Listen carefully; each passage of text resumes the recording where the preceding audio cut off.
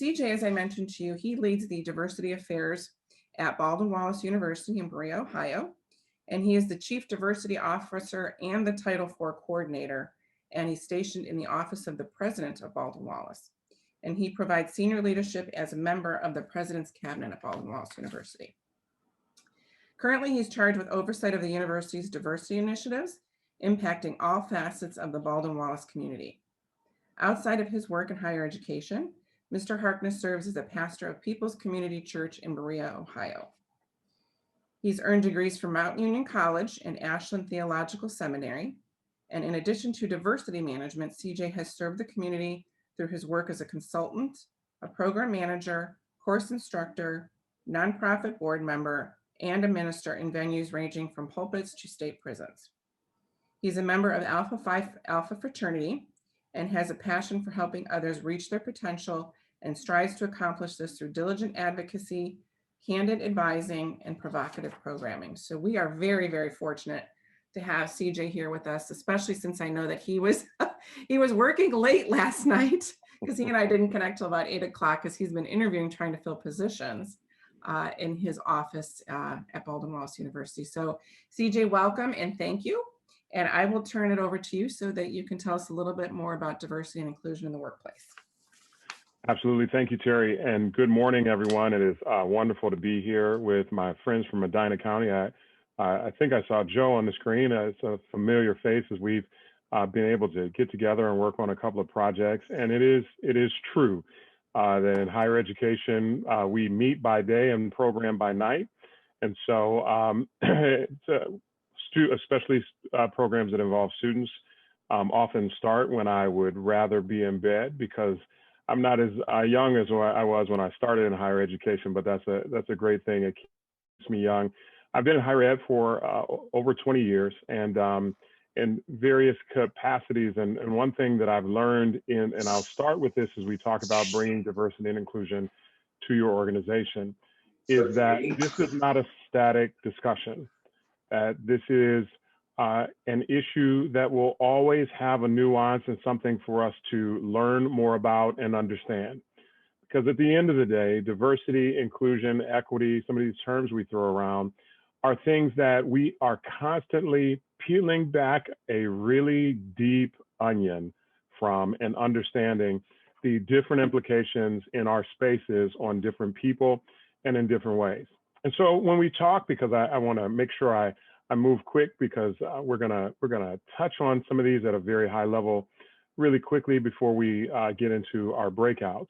But when we talk first about bringing diversity, equity, inclusion to our organizations, we have to start with what we mean by those things. What do we mean when we say diversity? What do we mean when we say equity? What do we mean when we say inclusion? And that is going to be really important because for us to galvanize in our organizations, whether they're our private businesses or an organization that we are have a leadership capacity in, we have to be able to get people speaking the same language. And so when we talk about those three, just really briefly, diversity is simply a term that we talk about as the overarching understanding that we all bring different things to the table. Diversity could be on some of the outward facing things that we see about people or interpret about people, whether it is race and skin color, whether it is our perceptions of gender, whether it's our perceptions of height, weight, and then it can be some of the things that are more about the experiential things, education, a person's faith, and all of these, a person's socioeconomic status, all of those things come into play, and each of us is a unique individual mix of those things. But we've found over the years that just acknowledging diversity doesn't get us to words like inclusion and equity. When we talk about inclusion, we're talking about a reality in which every person who is been invited into that space and welcome because of their diversity also has the same opportunity and the same likelihood of thriving in that same space. And so how is it that we make sure that voices are heard equally, that that the value of each individual is communicated effectively, and that there are no particular groups, regardless of identities, that are left out of that equation.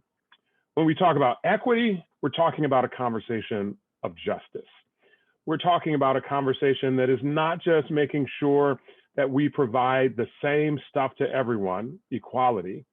We're talking about how is it that we make sure that we have put together a way to investigate, address, and assess that addressing systems that produce disparate outcomes. That is, systems and things that we have in our world that do not result in the same outcomes for people, whether those outcomes are based on race, gender, sexuality, sexual orientation, gender expression, etc. How is it that we intentionally move forward to try to correct what is off about a system? Now, to some degree, we need to first agree that there are systems that produce disparate outcomes for us to get there. And thus is the baseline or beginning of our conversation about diversity, equity, and inclusion. Now, how do we bring those things just really quickly to our organizations? The first thing I would say is we have to connect the mission, connect the work of diversity, equity, inclusion to the why of the organization. I'm a believer in institutional missions and organizational missions. I think they make a difference. I think they are anchoring statements. I think they produce an ability for us to be able to make decisions where the choices all have potential negative outcomes. What is it that we have? I'll argue that there's a mission, whether it's written or not. If you ever want to identify your mission, just look at the decisions you make when you have to decide between a conflict of values. If you trace back the pattern of those decisions, you've come back to your mission. If you want to change your mission, obviously you need to articulate it and then make sure that those decisions come along those lines. But if diversity, equity, inclusion becomes a separate conversation from that, it will always get caught in that values assessment. And unfortunately, we order our values in different ways. And so if we're going to be serious about diversity, equity, inclusion, it has to be ingrained in, attached to the values of our organization so that it is not, we don't have to bring it to the table when it's time to make decisions about how we move forward, about how we strategize, but it is already at the table. I'll give you an example. At the end, at Baldwin Wallace, where I am in the Center for Inclusion, we have a value for inclusion that dates back to the founding of our institution. John Baldwin founded then Baldwin University, partially because he was under the influence of having seen his mother not be able to access higher education because she was a woman.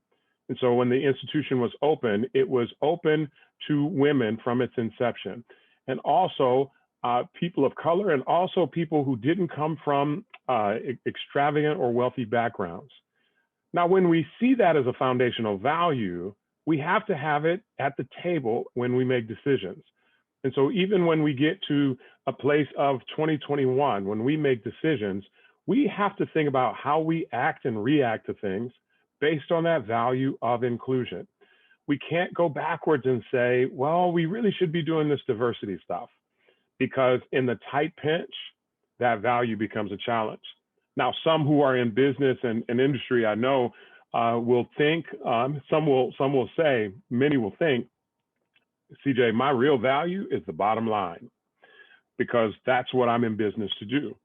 And I'm not trying to challenge that particular notion, but what I am saying is that we also have to understand the value proposition of diversity and inclusion, and understand that between not only the markets we serve, but the team that we have built to be able to go out and do those things that drive that bottom line are enhanced and strengthened by diversity of thought, diversity of experience, and the ability to move ourselves forward. And so I want to make sure that I stick to my time, so I'm going to keep moving.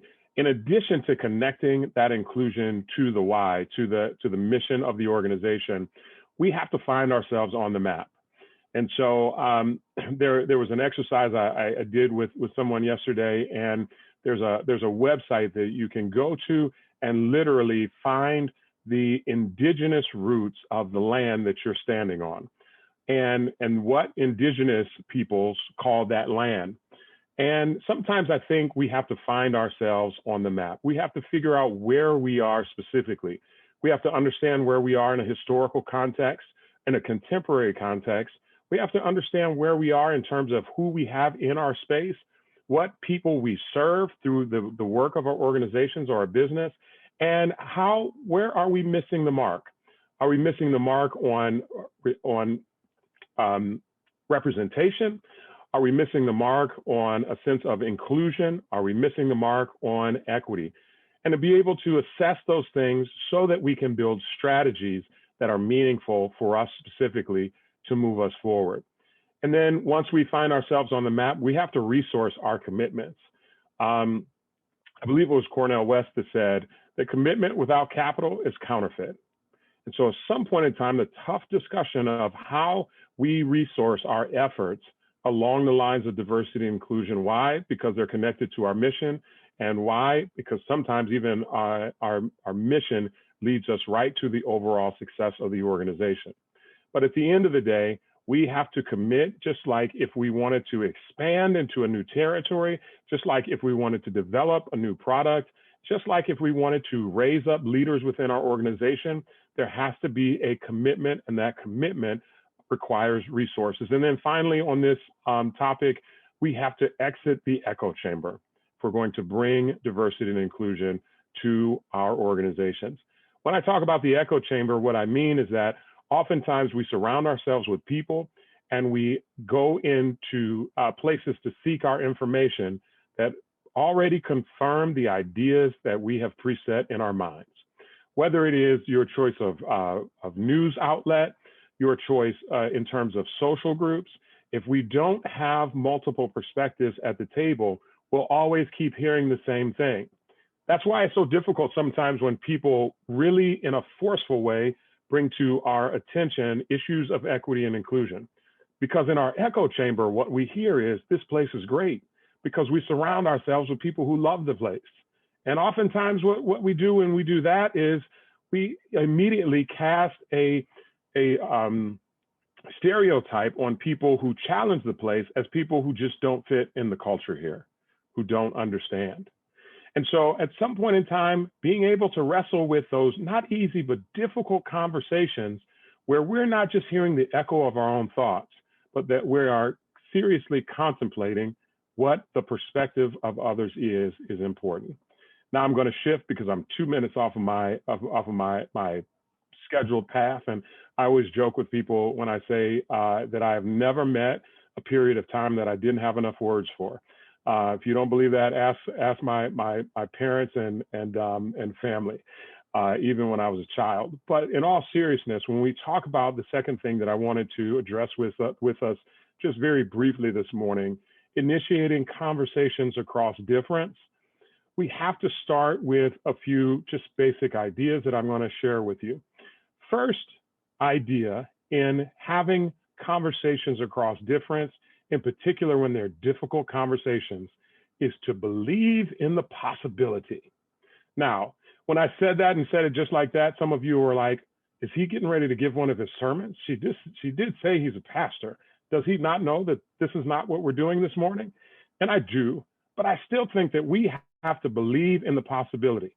And the possibility that I'm arguing that we need to believe in this morning when we talk about having conversations across difference, we need to believe first when we enter the conversation in the possibility that we could actually learn something we don't know. Now, I'll tell you that this is not something that is just relegated to a particular group or class of people. We all have a tendency to believe that we have a pretty good grip of what's going on in the world. And many times that's validated and it's justified. But at the end of the day, there's so much more that we could possibly learn. No matter who you're speaking with, if you go into a conversation with the preconceived notion that there's nothing to learn here, all you will do at best is go through the motions of being polite. And at the end of the day, your response will make it clear to the other person you're talking to that you did not believe in the possibility that there was something you could learn. And then finally, believe in the possibility. And I know it's real early in the morning for this, but believe in the possibility that you could actually be wrong. You see, we can't have a real conversation. We can't have a real engagement. It's impossible for us to learn from each other if there's not the opportunity or even the chance that we could learn something or that something we thought we knew could be wrong.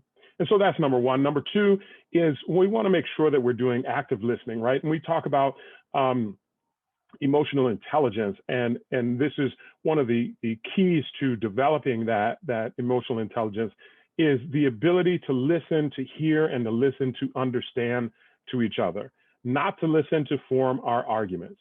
I will tell you that if in my own sort of imagination of myself in some younger years, I thought I wanted to be an attorney. And so I probably thought that because I was really good at listening to people with the intent of coming back with a really good counter. To this day, when I'm engaging with family and friends and joking around, I am real good at the snarky comeback. But at the end of the day, if we're trying to have real conversations, if we're trying to get into a real understanding of each other, we can't listen for having the ability to find a hole in someone else's argument. We have to listen to understand someone. Beyond listening to hear, we also have to consider the perspective of the person we're talking about. If we were in person, I have a fun activity that we do, and it's difficult to do electronically, and certainly in the time frame that we're trying to get a lot of important work done today. But one of the things that we do is we have to communicate without looking at each other, and in doing so, what I find is that people who are sitting back to back don't always consider that the other person's left and right are completely opposite from theirs. If we are in conversation and we don't understand that somebody's experience might be completely opposite of ours, we will easily miss what they say, misconstrue what they say, and easily have a different understanding or an incorrect understanding of what it is that they're trying to share with us.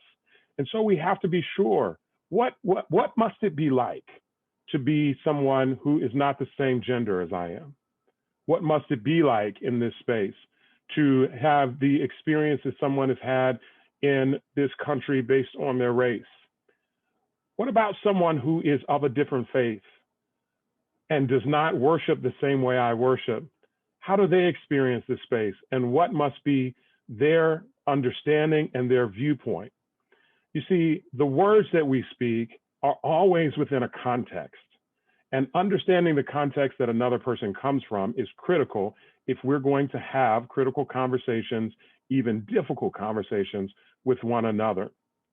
And then at the end of the day, we have to, in each conversation, make sure that we are productively seeking the path forward. I want to be careful when I say that to say, I do not mean that we are productively trying to find a way that we agree about everything. I have never met a person in my entire life, and I'm not that old, but I'm 44 years old, and in 44 years, I have yet to find one person that I agree with on everything. But if I'm human about my approach to conversations, I can usually find some baseline of commonality that I can agree with everyone on, and that can become the foundation of where we work forward to understand our differences and respect each other, even if we leave the conversation different. And so the path forward, again, is not always just about agreement. The path forward is about a path of respect where we agree to continue to hear each other, agree to continue to work together, and agree to continue, most importantly, to respect each other.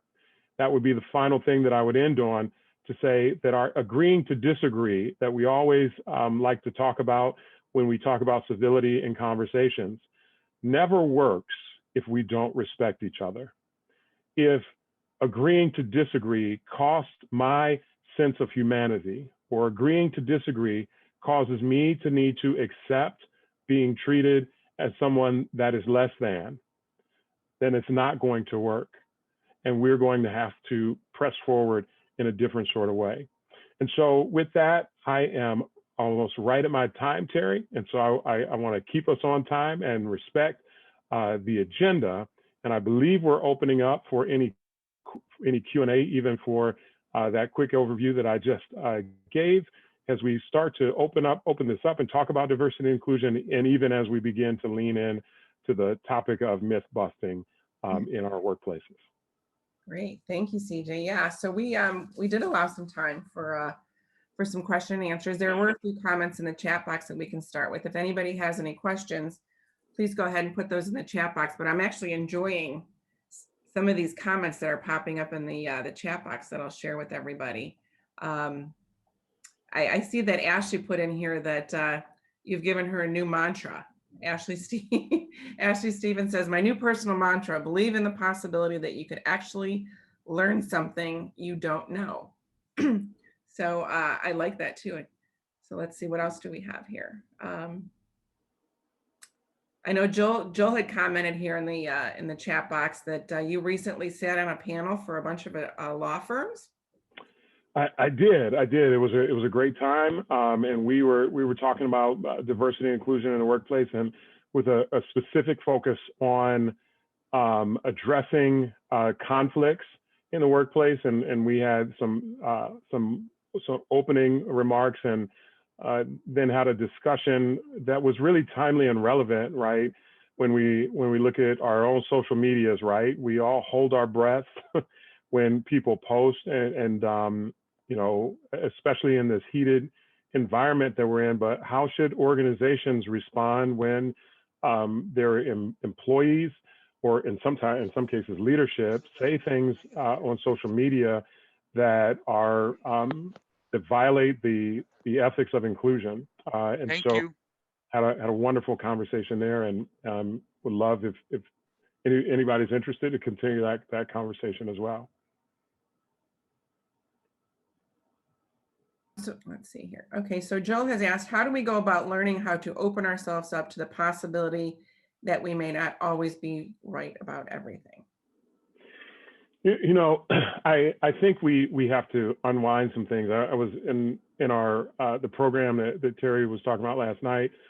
We were actually talking about race in athletics and in sports in general. And one of the comments that I made was, we can't just look at the issues of today. So you can't look at the latest thing that LeBron James tweeted, or the latest thing that somebody tweeted about LeBron James or Draymond Green, or some of the other more, or even Kyrie Irving, or some of the more vocal. I don't know why I'm stuck on basketball players. Maybe it's just the season that we're in. But even going back to Colin Kaepernick, you can't take those issues, right, and just start there.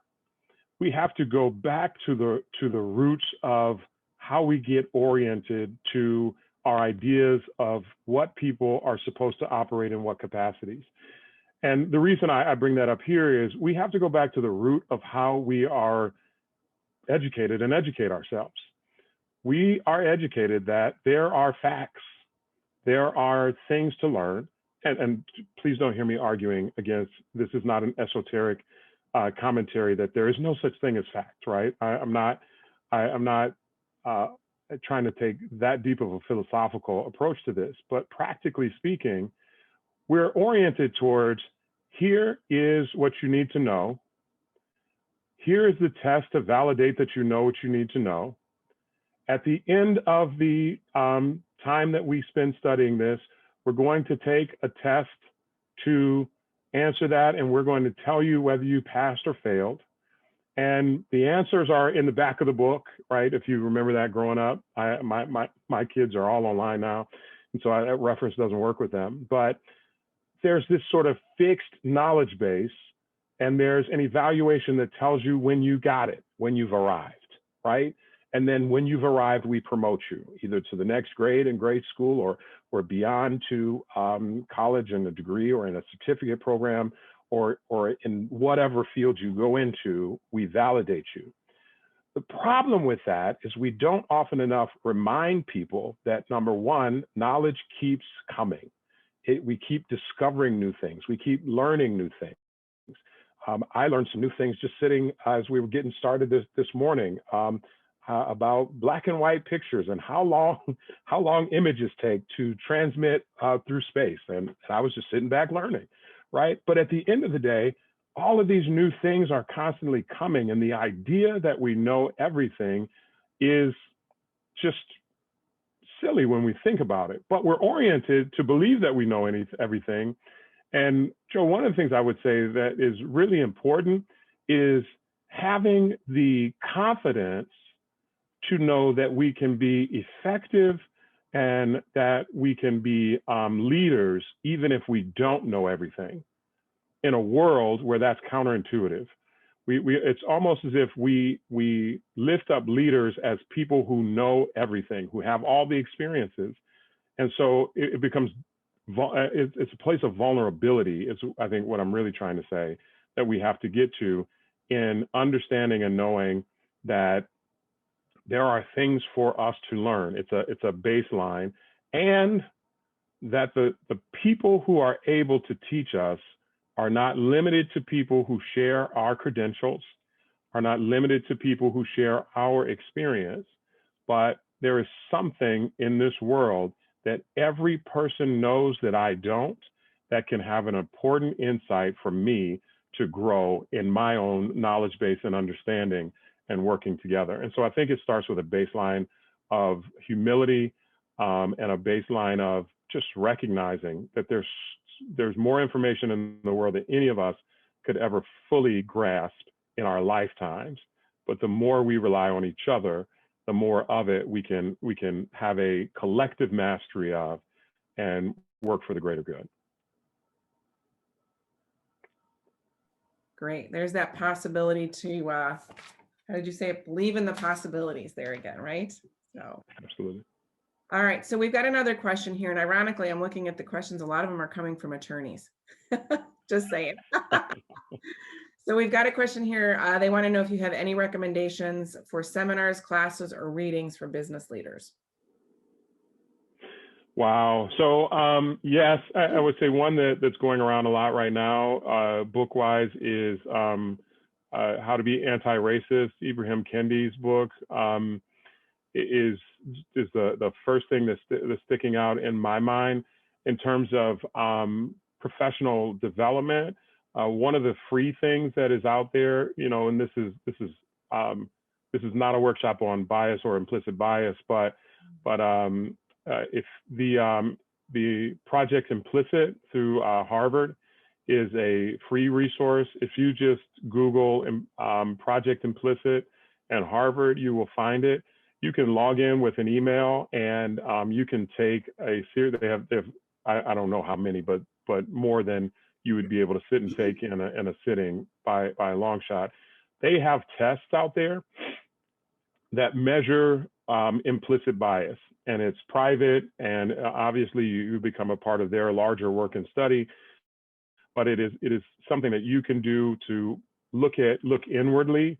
And again, start with the possibility, because you can surprise yourself. But that helps you to see some of the blind spots that you could have in terms of your ability to recognize what. Thank you. I just saw somebody put it in the chat. But that can help you be able to really wrestle with what biases you may have and may not be aware of. I should, even though it's not a implicit bias workshop, I should be careful to say that when we talk about bias, in particular implicit bias, we're not talking about conscious bigotry.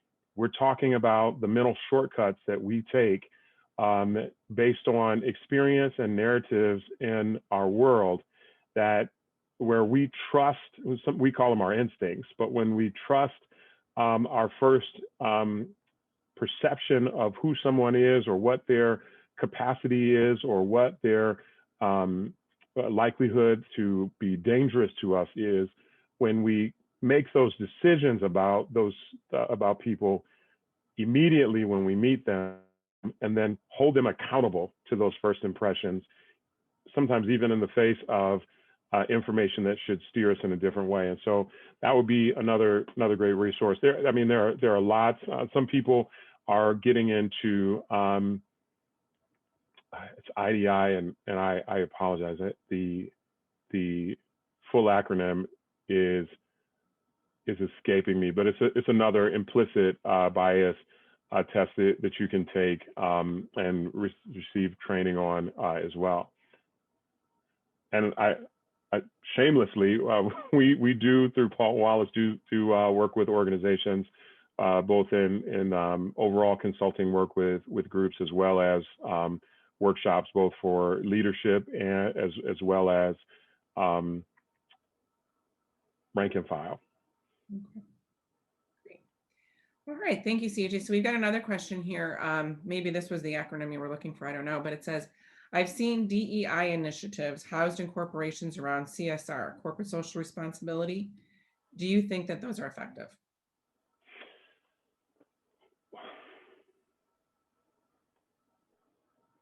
So there's a big it depends, right? It depends on the approach. I don't want to give a sort of carte blanche answer to that question, because I think some could be effective and some couldn't. I think that social responsibility is a big piece of this, right? And the idea, I'm going to share an opinion here and be very open to the possibility, so that I'm not hypocritical here, that some will disagree with me on this. But I think one of the reasons capitalism works and works to the point, when I say works, I don't mean works for everyone, but I do mean works to the point that it has lasted as long as it has in America, is that people tolerate some people making lots of money because there's the idea that other people will have opportunities also and be taken care of. And the further and further corporate entities get away from recognizing the fact that there's a will that people have, right? Whether they see themselves as dependent or not, that one of the reasons people are okay and aren't sort of going further and further into revolution is that they believe that these corporate entities, even though they are, geared around making money, also have a benefit to the community. When it is perceived that those organizations have no focus on that benefit, and even that those corporations are taking advantage of community, you see uprising. Now, it's not always said quite like that when we see people boycotting organizations, or we see even rioting around larger social issues. But it is an outreach. It is an outpouring. Martin Luther King called rioting the language of the voiceless. And so, how we understand corporate responsibility, I think, is an important part of diversity, equity, inclusion. But it's not the only building block, right? And so it's been a missing piece for a lot of organizations, and I'm glad to see lots more organizations, especially since the summer. There have been some pretty significant investments in both legacy organizations and some of the newer entities, especially in Northeast Ohio, in trying to make investments that go back and recognize things historically that have been overlooked, or in some cases deliberately excluded. But corporate responsibility is not going to change effectively the experience of a person who is of a underrepresented or marginalized population within your organization. And so it's great that we have sponsored, this nonprofit organization that is helping this particular group. It is great that we have this messaging campaign that is going forward in a way that connects us to some things. But in addition to those things, I think we also have to say, how do people from these different populations experience our space, or are they even here, and why not? And whether the answer to that question is pipeline or the answer to that question is choice and culture, I think we have to seriously address it. And so it is, please don't hear me saying I'm against corporate responsibility. I am not. I think it is very, very key and important. But I also think there has to be a workplace focus on diversity and inclusion that goes along with it, because nothing will undermine your efforts at corporate responsibility and these public facing initiatives like a group of employees saying that you don't practice what you preach. All right, so we've got one more question, and we got about a minute or two. So, but I want to give Jason an opportunity to get his question answered. So Jason is asking, how do you recommend handling situations where you truly listen and understand someone's perspective, but you disagree? How can you best make sure they still feel heard? That's a good question. So these are easier in specific examples, but let me give a couple of different approaches to a response to that question. I think some of the times repeating what someone has said and honoring it as valid, as valid in terms of their perspective, is important. If the disagreement is there, then articulating what you see different specifically is important. And I think the important line here, when there's sort of equal footing between the two people who have the disagreement, is honoring each other's right to the space, right? And right to move forward in difference. And I know that's difficult. I know what I'm saying. I know what I'm saying. We see counter every day in our worlds. I am a unapologetic optimist in that regard, in terms of always trying to push towards that. But to be able to say that your disagreement should not result in some devalued status within our context, or and our disagreement doesn't validate my belief that I have the right to disrespect you, dishonor you, exclude you, etc., is one. When it's not in a position of equity in terms of the sort of power dynamics, for instance, supervisor versus supervisee in conversations like that, I think that we have to have mechanisms where that voice is always being raised. And so a person knows that their disagreement with you is not the end of their ability to have voice in a space and time. I'll give you an example. I don't come at this work from the perspective of, we've got it together, now let us show you how. It's just not my orientation to the work.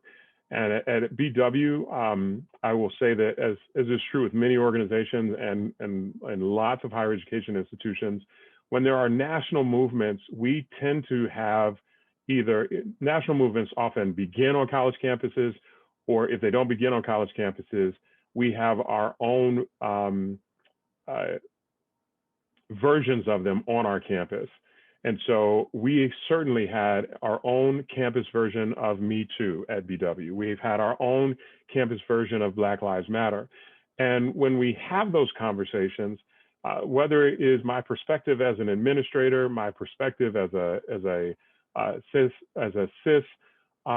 gendered hetero male in a space, I may not have the same perspective as someone who is challenging us.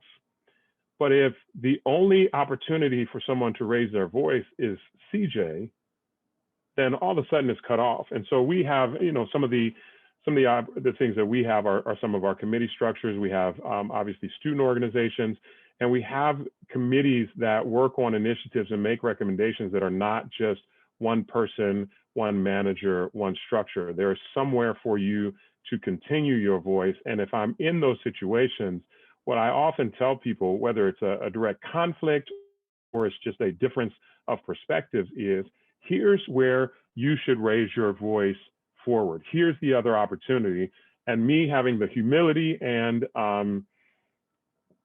just being okay with the idea that someone might go further with this or go through a different path with something and may be able to convince others about something that I disagree. And I should have the same opportunity to advocate as well. But I think making sure that people don't see your "I disagree" as a stopping point where they just don't have any other option to feel or think what they feel or think, and that they should be, that those counter ideas are welcome in the space. At this point in our program, attendees will participate in 3 small group sessions. Welcome back, everyone. Let's debrief with CJ. What aha moments did you have? Our first aha moment comes from David. I didn't realize a large amount of states don't have laws to protect gay rights for housing and employment. We haven't reached a definitive nationwide or in this case even statewide end to protecting the rights of people based on gender expression or sexuality. And so still work to do on that civil rights front. Okay. And then, all right, so Joel had said that he didn't have, it's not an aha moment per se, but he did become aware of some of the bias and prejudice that he was not previously aware of. So I think that we achieved our mission there, because that's what we were trying to get across. So thank you, Joel. And then Jason would like to ask you a question. He didn't want to type it all out. So Jason, do you want to unmute yourself and ask CJ a question? Yes, thank you, Terry. CJ, I would love your input on this because it's something that I'm still really formulating in my own head and how to have these conversations. So I'm originally from Alabama. My family is from Alabama.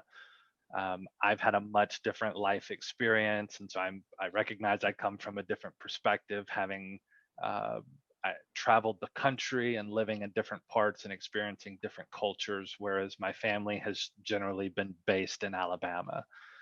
And so as we, as a country and as a culture, have started to become more aware of diversity and inclusion and equity, and I've had these conversations with family. You know, we've had our moments where you might have picked up in my question earlier, where sometimes it gets tense and it's like, no, I hear you, but I disagree with you, and having all of that. But one thing that I have gotten back from them as well is sometimes I'm guilty, and maybe others are guilty too, of using terms that are more aggressive meaning and represent something different to them than they do to the person using it. So for instance, sexist. To them, that would mean as a male, if I call you another male sexist, that implies or is received by them that they hate all women. When in reality, it is, maybe you're having a gender bias, and as opposed to being sexist, or using racism, maybe it's a racial bias for racism. And so I would just love your thoughts on how I can best continue to develop that thought and take their feedback of saying, well, hey, that thought you just had was racist. And they say, well, I'm not racist because of this, this, and this. And, how do you work with that and help people, I guess? So thank you for the question. This is a process one, and so I want to be careful, even as I begin to answer, to say that this is not like there's not a silver bullet point, so to speak, here, in terms of you'll be able to say the right thing and people will be able to hear you. But generally speaking, detaching the realities of bias in the human experience from the sort of words that we have that we usually associate with character is important, right? There are some people out there who are biased, know they're biased, own the bias, and don't think that they should or want to change. They've convinced themselves that they should be, that they should have the thought process that they do, and have an outward, overt, and conscious bigotry towards another group.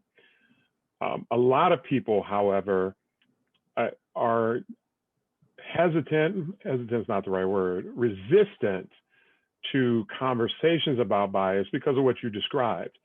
Because if I acknowledge that I have a bias, I'm in some ways acknowledging that I'm a bad person, that I have poor character.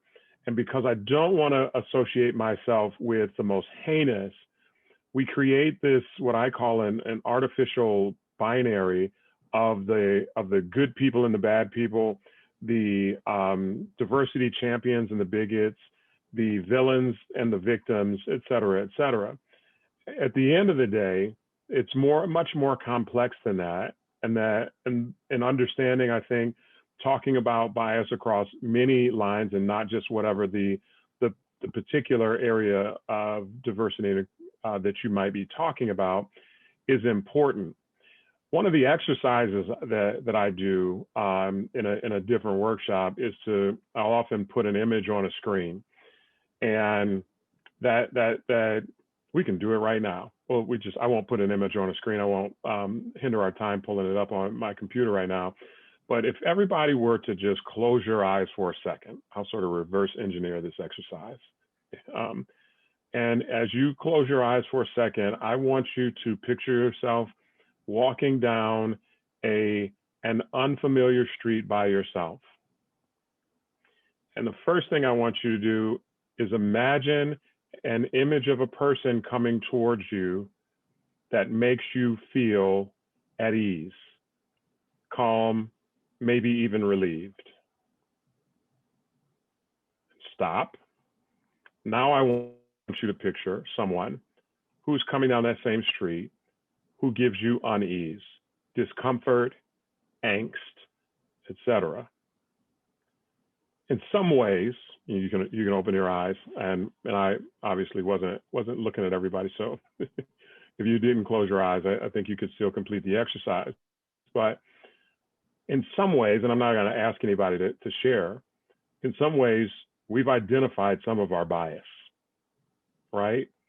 That which is comfortable or familiar to us is usually based on both the experiences that we have, and I promise I'm coming back to your question, and the narratives that we have. Narratives from the news, things people tell us, our social circles, and the type of rhetoric that we have. It doesn't mean that we are actively against the people represented in that image that you had in your head of someone coming towards you that gave you a sense of angst. It does tell you, though, that you have a bias of what looks scary, what looks dangerous. And so our ability to just honestly wrestle with that and think, and by the way, CJ is not telling anybody to walk down a lonely street by yourself and not pay attention to what's going on around you. I'm a sort of pragmatic diversity and inclusion officer. But what I am saying is how we respond to people initially, who we decide to call the police on, who we clutch our belongings and move to one side or another, has a profound impact on people. And it doesn't point back to who we are. If we can separate this idea of evil people from bias, then we can have a conversation and say, I'm not talking about your character. What I'm talking about is your tendencies and your mental and the mental shortcuts that we have. And our openness to discussing this is usually blocked by a fear of another kind. And so our fear of acknowledging bias is really about not wanting to see ourselves in the same light that we see someone who we think is consciously bigoted. Our fear of considering the differences and the possibilities of the legitimacy of people who are outside of our personal comfort zone or norms is that what does that do to our comfort zone or norms?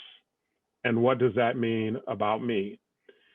At the root of supremacy that has been ingrained in so many ways into the American psyche, and not just America, but certainly in American psyche, is the idea that there is a way to be.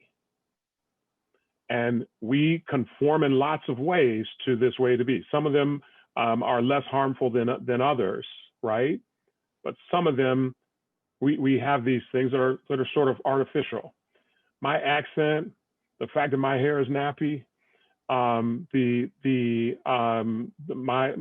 fact that I can't get my collar to stay inside of my sweater today, have nothing to do with my intelligence or acumen, right?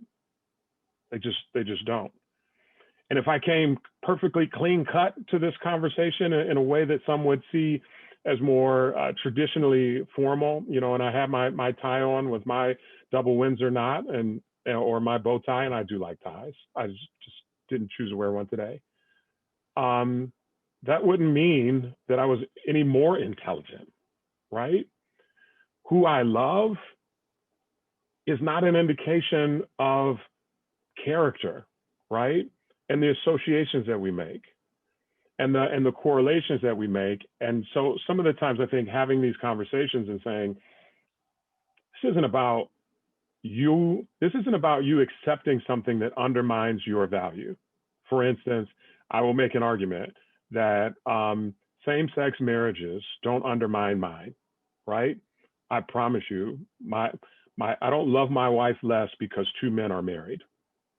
My relationship is not invalidated or less than because two women are married to each other, right? And I know we have a spectrum of, and I'm somebody who's comfortable with being in and out of all these different conversations, even in a faith context. But at the end of the day, someone else's life and choices don't invalidate mine. And so it's both, this is long-winded and I apologize, but it is both giving someone the security that you're still going to be okay if they're okay, right? If there are women in leadership and in management, it doesn't mean, it's not this sort of zero-sum game that there's now less of a chance or opportunity for me to advance in the world, right? And so there's that security that we afford people to say, it's okay, you're going to be all right. And you're going to have the opportunity to live and to grow and to thrive in the world, even if these other people are validated as fully human and deserving. And on the other side of that, taking away this presumption that I either have to accept that I have bias, right? Or be a good person, because that becomes that sort of artificial paradigm. Was that at all helpful? I'm sorry, I feel like I was rambling. No, I think that was very helpful. A lot of great points. I think like you hit it on the head about it's not always a character issue. And to the extent, I think that's what my family has tried to say, is to the extent that the conversation can be had without it attacking their character in whatever it is we're discussing.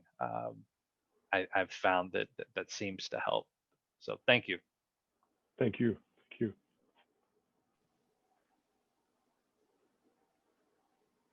Terry, you're muted.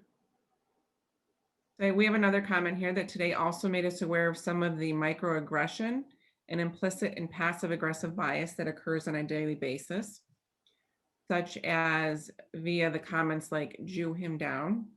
Mm-hmm. We are really good. I just a brief comment to that. I was in that session as well. We are really good in. I don't think this is exclusively an American thing, but again, we have ways of perfecting things in America, and not just good things. And that is creating colloquialism that use underrepresented or marginalized populations as metaphors for ineptitude, metaphors for character flaws, metaphors for evil in some cases, metaphors for danger, and we do it so much that sometimes we have these colloquial phrases that we don't take any consideration as to where they come from or to what they really mean or what the implication is for the people who are used as this sort of example of negativity. And so the more we open our eyes to it, the less likely we are to be harmful or hurtful to people, sometimes when we don't even know it. Because, and one of the things that came out of that particular conversation was identities that we can't simply assume at first sight with someone. I'll always be careful to say, know that you don't know with anyone in terms of what you see and what their story and experience is. And if you start there, you are much less likely to put your foot in your mouth. As someone who's learned from putting their foot in their mouth more times than I certainly wish I had in my life. But if you start with the memory of, just because I saw somebody who this person reminds me of doesn't mean I know anything about them, or how something I could say could be hurtful to them based on their identity. Great. And I think, Ed, you wanted to comment on that as well. Did you want to I say? just wanted to say, and this is kind of, crazy, but, when I first got married, I used to use that comment that was in the chat a lot. And I remember my wife one day, we were married probably about 6 months, said, would you just stop using that? It's so, prejudice. And I looked at her and I'm like, I have no clue what you're talking about. And she's like, the word Jew is in it. And I'm like, wow. And like you said, that I didn't even realize that it was a word. It was just a term that I grew up with. And I never really put it together with a person or a race or anything like that. And I think sometimes, and that's what we have to watch out with our kids, is we use things around our children, and some of them, they realize what we're saying and some of them they don't. And we grow up here in America with these terms that, are hurtful and spiteful, and we don't realize it until, it's put in front of our face by somebody. Ed, I believe it was you. You were on my screen at one point in time, and then your face disappeared. And instead of scrolling through, I think that's an important comment. And in particular, I think it's easier when we are in a sort of privileged status in comparison to that other group. Part of our privilege is not having to think about how a particular term impacts another group. So in that case, if I'm in the majority faith, Christian faith, the majority faith perspective of people of faith in America, people of faith in America is a declining number overall. Then I don't have to think about what it is to say something that involves a stereotype towards a different faith. As a man, I don't have to think about how some comments may have a different impact on women. And so a part of this is opening up our eyes to how the ease with which we adopt some of these things points back to different aspects of privilege that we experience within our context. So thank you for raising that.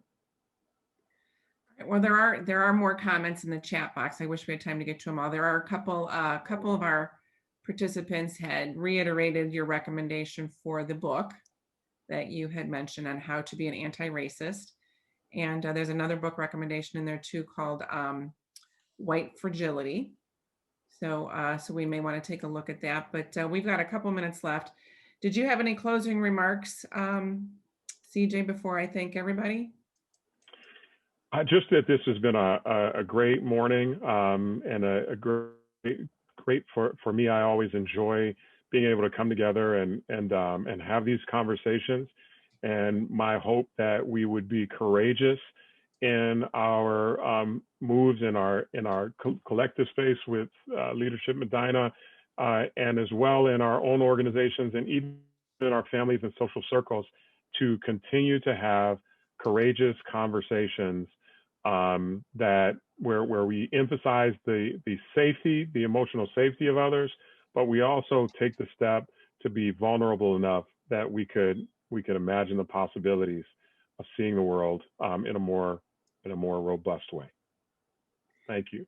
I love it. Thank you so much, CJ. I mean, I think, the general feedback that we're getting in the chat box and the folks that we've talked to is that they would love to continue these conversations. And you, without a doubt, have given us that foundation that we can continue to build to do that and do that in a respectful manner. So I don't think these conversations are over. And it does seem like this group does have the interest in the possibility of continuing to learn. So, so as an organization, Leadership Medina County, I think that we can take that feedback and work with it and continue these conversations to do so, and the learning that comes along with it. So continue to put your feedback in the chat box. CJ, I can't thank you enough for what you've brought to us today. And I was so glad that we were able to connect and bring you back to Leadership Medina County. So I hope that this is a relationship that leadership has with you, moving forward in the future. Because you've brought some great information to us. And I think the majority of us here today would love to continue hearing from you, because I personally myself, and even the first time that you and I met, I walked out of that room thinking I could sit there with you all day and just, I was a sponge. So I think that's the general consensus with this group today too. So thank you very much. And thank you so much to all of our diversity speakers that volunteered their time and made themselves vulnerable today for us. Because your vulnerability allowed us to learn. So, so we thank you for taking the time out and the preparation that you put into this and just being here for us today so that we could actually realize that there is diversity in Medina County and that we want to learn more about it. So thank you to all of you. And so I did put in the chat box and I see this chat box is blowing up right now, so I'm going to put it in here again. But this is the evaluation that if you could each take 5 or 7 minutes to complete. I did promise you that we'd have you out of here at 11 o'clock or by 11 o'clock today. So, so if you could take a few minutes before logging out and fill out that evaluation, we greatly appreciate it, because as you know, we were always looking for new ideas for programming and to make everything the greatest it can be for our alumni and for our community. So thank you. Colleen, did you have anything you wanted to say? I just want to reiterate, thank you again, CJ, for coming. I fully support everything that Terry said. I want to thank the committee, the Community Education Committee, that put a lot of work and time into putting this together too. We can't do these kinds of things without our alumni volunteers. So we thank them so much, and just thank all of you for being open to learning today and participating. And just think about what you can do. What now? Where can you take this? What message can you share today with someone in your life that you learned this morning? So I hope that you will, share this. Don't keep it to yourself. Okay. All right. Thank you, everybody. And have a great weekend. Try to stay warm, stay safe in this world of COVID and all the snow that we have here in Northeast Ohio. So thanks, everybody. If I could be so bold too, CJ, would you mind just hanging on just for a couple minutes in case there's anybody that has just a couple extra questions? Sure. Yeah, there are a couple in the chat box if you want to. So if you do have a question for CJ, you can hang out. The rest of you are excused, but I do expect you to do your evaluation. Colleen? All right. Yeah, there are a few questions, CJ, in the chat box. Unfortunately, we couldn't get to all of them.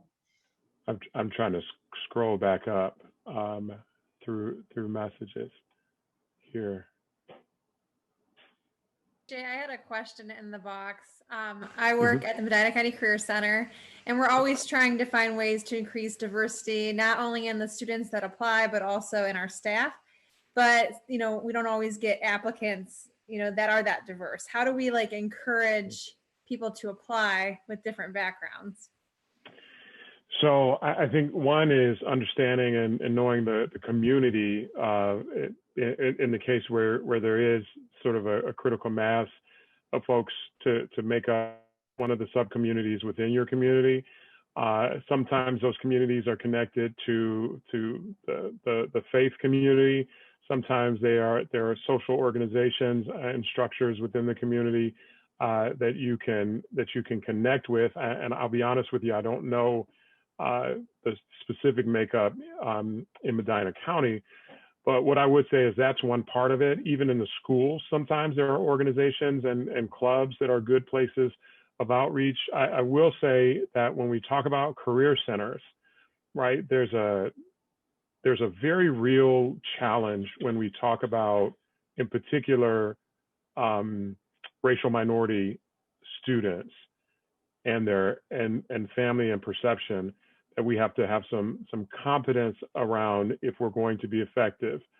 And that is making sure that we're not extending opportunities to those students in a way that can be perceived as we're reaching out to them because we don't think that they can do this sort of college preparatory curriculum. And I think that there's some important history around that general perception.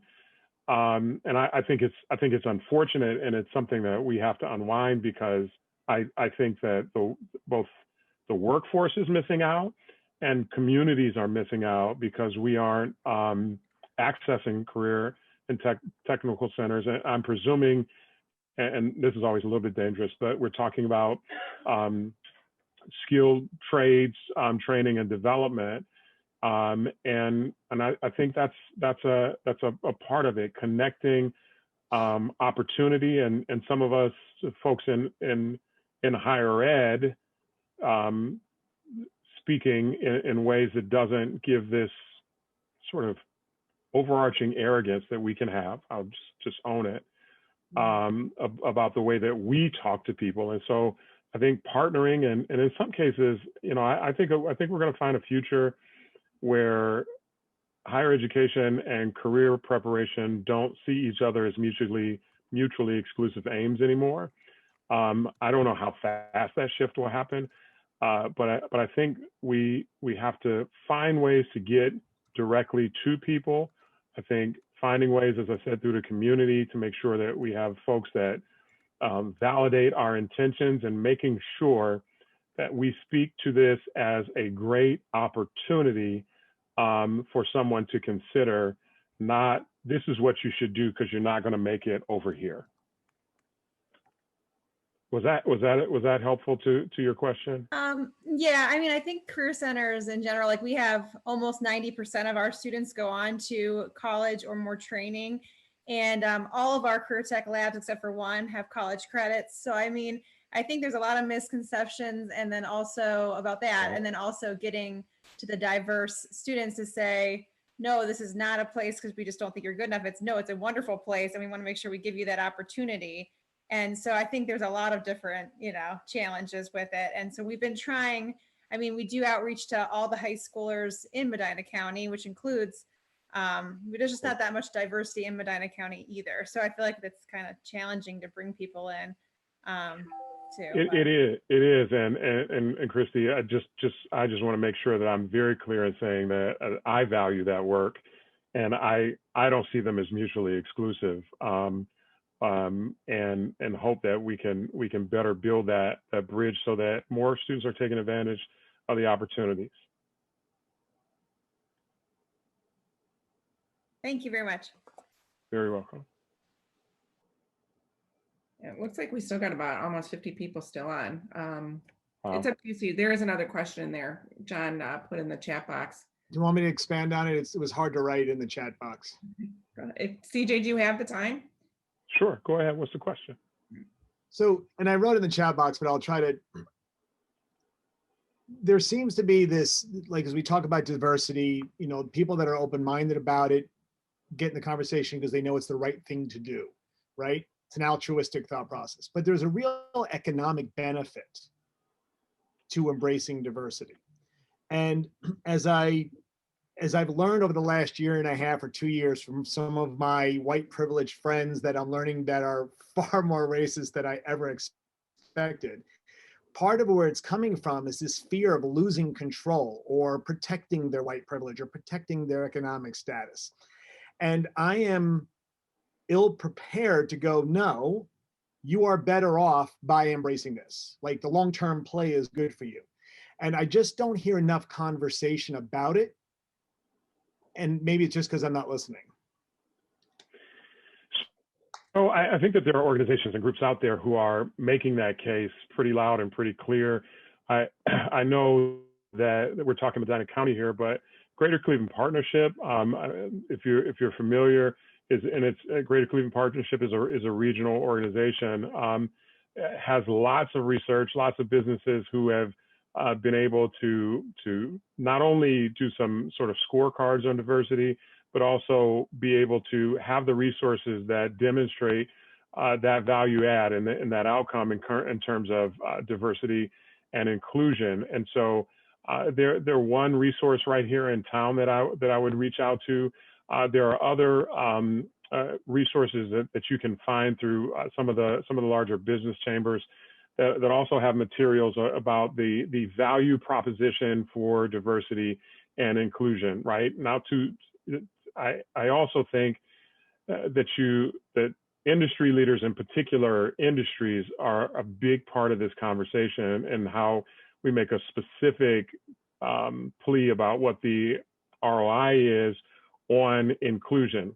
And this is always a difficult conversation for me a little bit, but a valuable and necessary one. And the reason I say that is that I see the return on investment or the opportunity of diversity and inclusion to be a reason, but we typically won't do it well until we've really opened our minds to the more altruistic reasons for doing diversity and inclusion. I say that I'll just give one example of if we're talking about retail, just to give one example. It is one thing to say there's an untapped market here. And so if we diversify our workforce, diversify our marketing, diversify, the presentation of our offerings, we can tap into that workforce. But if it is only driven by bottom line, what we'll miss is the long-term ability to build trust in a community where a group of people haven't seen you before and will, at some point in time, as we saw last summer, call you to account to know that you are valuing the community that is in some cases enriching you. And so I think it takes both, but there are great groups who do great presentations on return on investment, and I do think it's an important part of the conversation. Thank you. Yeah, I think to what you just said, I think both pieces need to be discussed at the same time, right? It can't just be ROI, but there has to be for some business people, they need to understand there's an economic value, and that'll lead them to the value as well. Which is unfortunate, but that's reality. Yeah. CJ, I want to be respectful of your time. So I know we're after 11, but we've got almost 40 people still hanging on here. I have about 10 minutes until I have to run off to my next meeting, which also means click leave this meeting and click enter the next meeting. So 5 minutes. Yeah. All right. So let's see. We've got a question from Steve. As we have more of these conversations as an organization, in business, and in our personal lives with friends and family, a common pushback to even having the conversation is, I am afraid to say the wrong thing, even if well-intentioned. How do we respond to that and cut through these objections to bring more people into the conversation?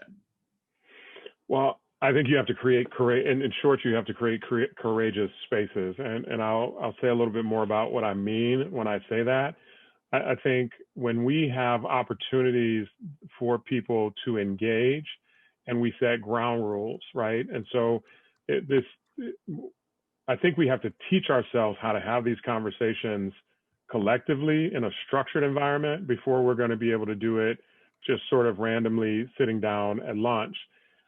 And if we have dialogue opportunities within our organizations, within our, even within this network, setting ground rules and some of those ground rules being things like, if we're going to come to this space and this occasion and we're going to have this dialogue, we do have to have the idea that we make it, as one of my colleagues once said it at BW, generous assumptions. So generous assumptions is that the mistakes that we make, the ways that we put our feet in our mouth are because of our ignorance in some cases, and need to grow in terms of how we understand how particular words and phrases and attitudes affect different groups. And in doing so, help us to talk about. And so someone mentioned microaggressions. I think having conversations about what microaggressions are and the different ways they manifest are one way to get us to understand not just a list of words. I think we have to be careful with just, let me list all the phrases, don't say this stuff, right? We could do that, and then we're going to miss something. One, because new things come up, and two, because we're not going to think of everything because of what I said earlier, so deeply ingrained in our society. But being able to understand how bias leads to a sense of entitlement to say things and make people subjects of our either disdain or humor or otherwise, help us understand and be cognizant enough to think before we speak to help us know what can be offensive, right? And number one amongst those is that presumption that I started with earlier today, that I know, right? I understand people, I understand what's offensive and what's not offensive, and so I come. And then beyond that is the example that we will all, at some point, if we talk long enough, say something that it goes in the wrong direction. And I think, this is another workshop, but the recovery from that moment is to, one, own our words, two, own the impact that our words have had on other people. Notice I didn't say own the idea that we intentionally did something to harm someone else, but I always use the sort of rear-ended someone in a car accident. Like, I didn't wake up this morning thinking I don't like Volkswagens, so the first person I see with a Volkswagen, I'm gonna run into them. And I certainly don't want to damage my own car, so I would never do it on purpose. But if I do, I have to take some responsibility for the damage that I've caused, even if I didn't have ill will or intent.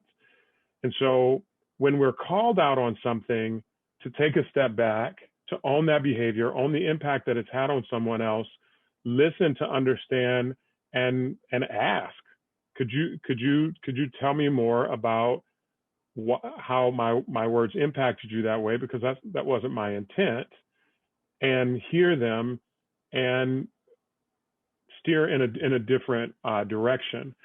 That also means that you have to mentally to yourself say, if my heart is not consciously hateful against this group, but I'm getting a response as if I am, how do I say there's some bias here that is driving the way I communicated, and how do I learn from it?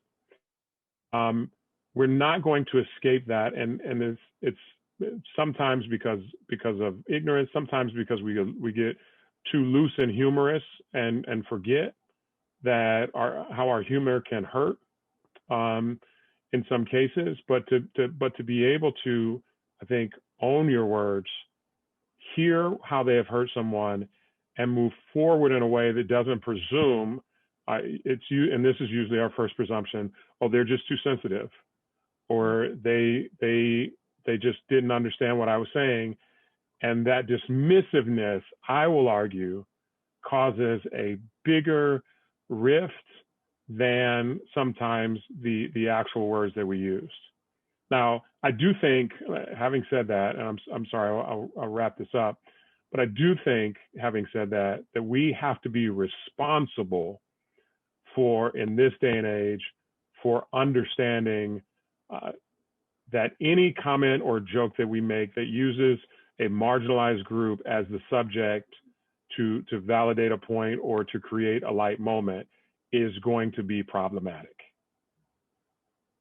And in the way that we take some ownership of just thinking about what we're saying, and who and what we use to as a sort of proxy to demonstrate that, is critical. Well, thank you, CJ. Now I need to give you time to click into your next meeting, but log off and click back in.